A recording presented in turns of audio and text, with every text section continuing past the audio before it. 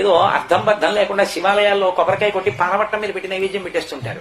మనకైతే కంచం కావాలి, శివుడికైతే అక్కర్లా, నేల మీద పెట్టి అడుక్కు తినేవాడు అయినా కంచం ఎక్కడ ఉంటుంది పాపం ఆయనకి.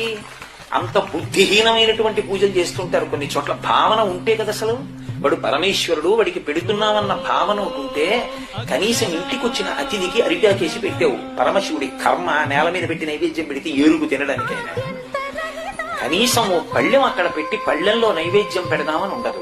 దేవాలయంలో ఎట్టి పరిస్థితుల్లో నేల మీద పెట్టకూడనిది ఏది అంటే శంఖము, గంట.